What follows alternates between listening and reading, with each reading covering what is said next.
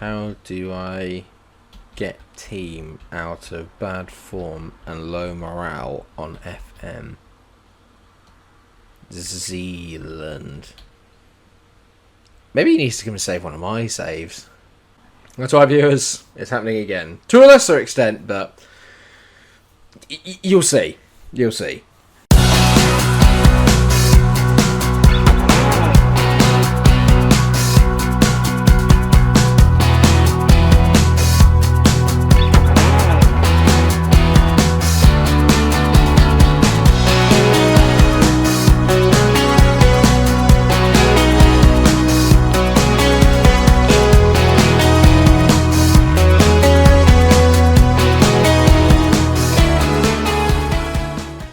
Another club, the same old issues. Hello everyone, welcome back to my FM22 Beta save, where I've somehow ended up managing Bristol City. This was not the plan, as we all know. But I am enjoying it, or I was, until last month.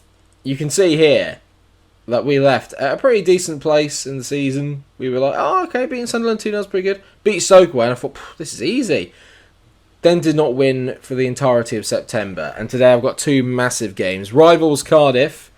We travel away to them, obviously kind of like geographically they're relatively close. And then we've got a home game against Coventry, who are struggling at the bottom of the league. After that we've got Rotherham and Luton and Blackpool. All teams you would expect us to pick up points against. And I need to start doing that, or we are in serious trouble of letting a really good start to the season melt away into nothing and slowly beginning to slip down the table. You can tell actually we're only 9 points off Blackpool. In 22nd, but the way I look at it is that we're actually 2 points off of Luton, who are 6th. So progress is being made. The problem really hasn't so much been defensively. Actually, is that we don't concede a lot of goals, but we just don't know how to shut off games. Basically, the amount of games that we've gone up in and then fallen away in is ridiculous, and it is proving to be a little bit of a frustration for me. But what I'm hoping today is that we can get another decent result in, and you can tell here, I kind of know my best team, but I also don't at the same time. So what's happened then is I've dropped Falcinelli from the team because he's played at 6.66 recently, so I'm actually going to have a little bit of a dig at him. He's only got one goal in that time, so your form's not been great.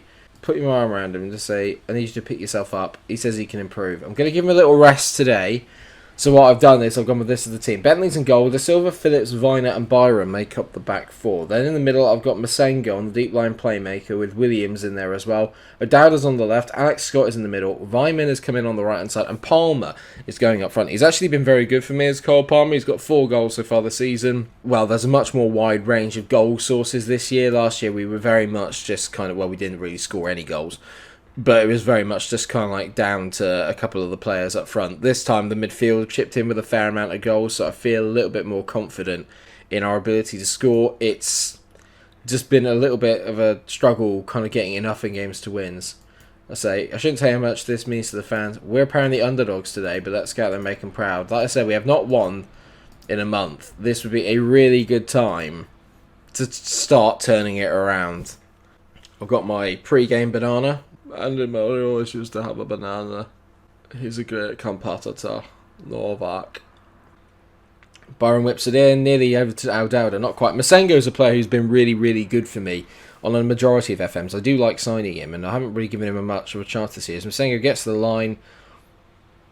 Alex Scott bends it. That is what I brought him in for. I mean, we get down the side really, really well, but that's a brilliant finish from Alex Scott. He's been a little bit iffy to start the season. He is young, so he is going to be very inconsistent, but that is the kind of shot I want to see. That's a brilliant ball in there. Masengo does really well. It's a great block, but Williams tees up Scott, takes one touch, doesn't even look, and just hits it into that top corner.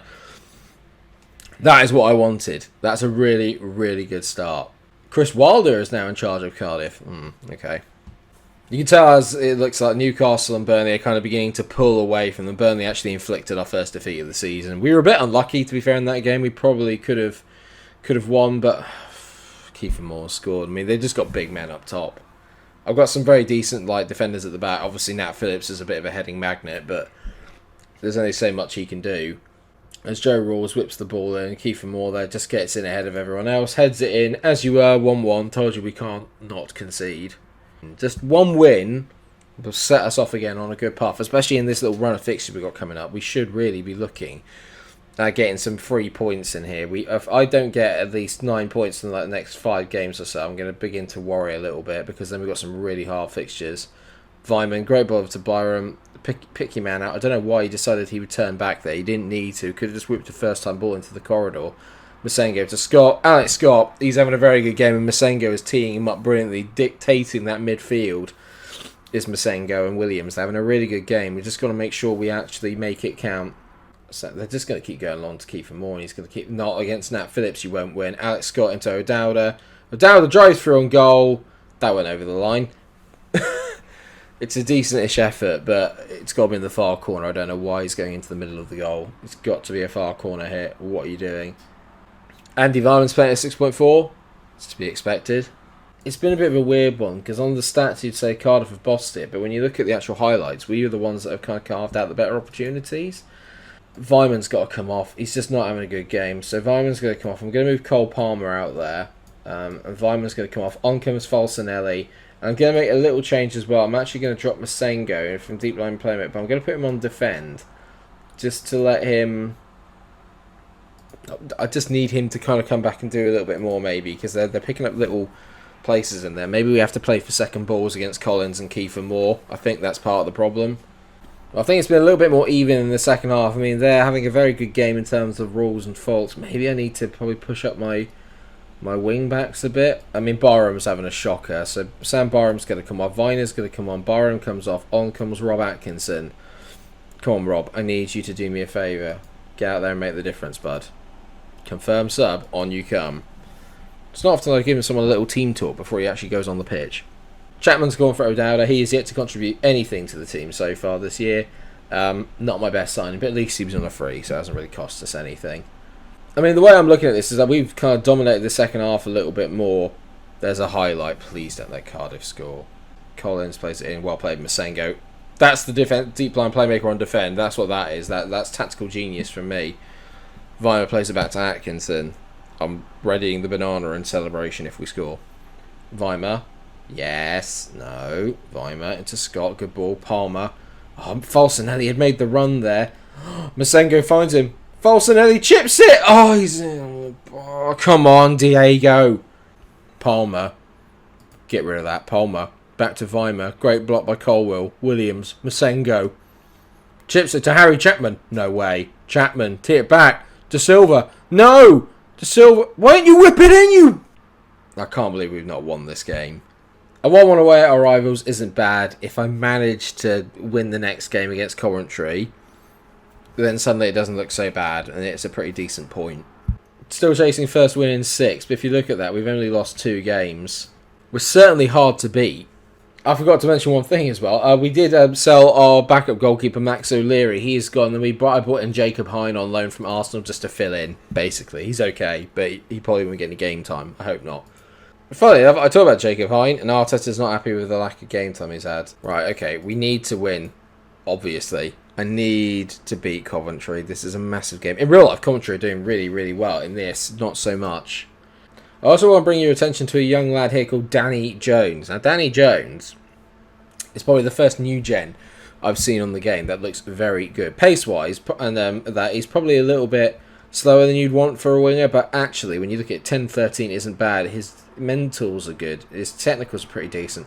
He's in the first team, so he's training with us right now, but he's finally signed a professional contract, valued at 6.2 to £10 million, so he's obviously a player that's got a lot to offer. So maybe one to watch out for the future, but actually thinking about it, probably we won't get that far into the save.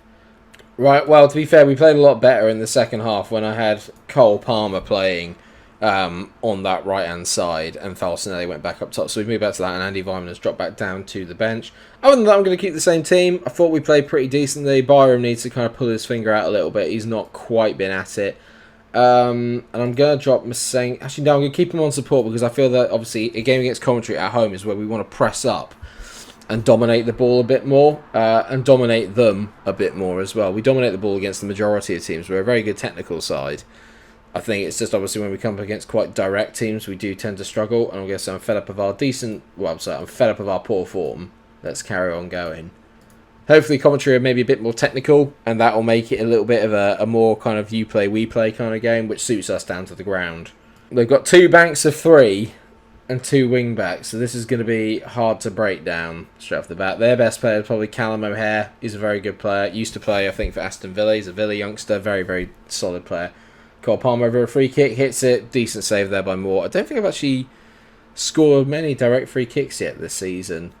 It says Bristol City are playing some beautiful stuff. I hope so. Williams puts the ball in. Can we actually just get a goal from all this beautiful stuff then? And maybe 2 if we're lucky. Callum O'Dowda. That is atrocious.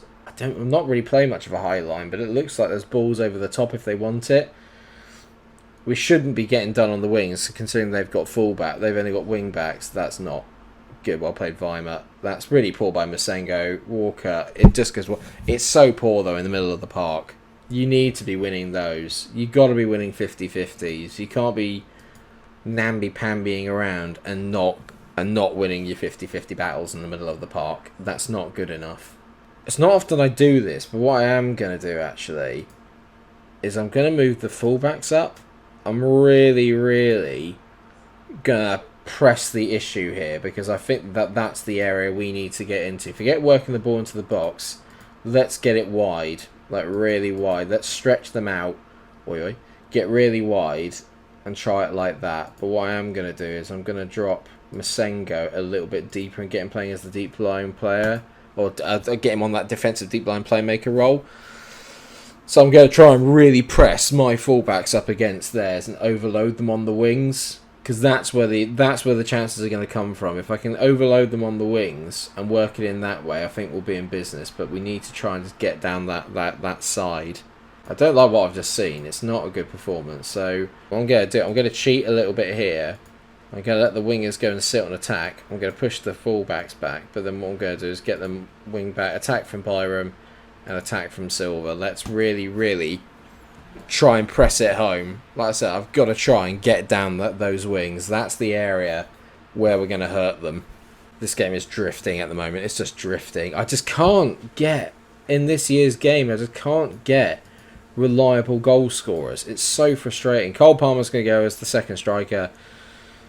Alex Scott has not been brilliant either, to be fair. So I'm going to bring on Weimann. Get him on winger. Get him going forward. And maybe actually I'm going to get Masengo. Forget that. You go advanced playmaker saying Masengo. Get yourself up there. I'm really, really pressing now. Like I really want to press forward and I really want to get this goal and get this game done.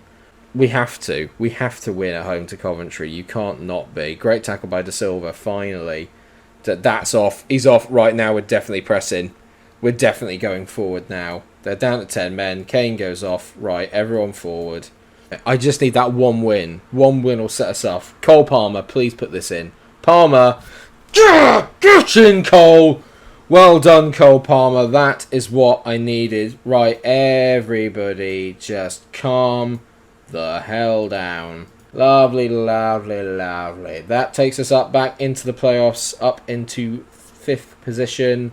If we can get a second, that'd be brilliant. Williams whips it in, back post, Falcinelli. I need to get him a goal, and soon. He needs a goal, desperately. To be fair, today was the kind of day you would want him to get one. O'Dowda's going to come off. I'm going to bring on Semenyo for a little bit, let him have a run out for a change. Palmer, I mean, that's awful. But I think what we've done is we've got the job done. That is the most important thing, is that we've got the job done. 3 minutes of add-on time are up.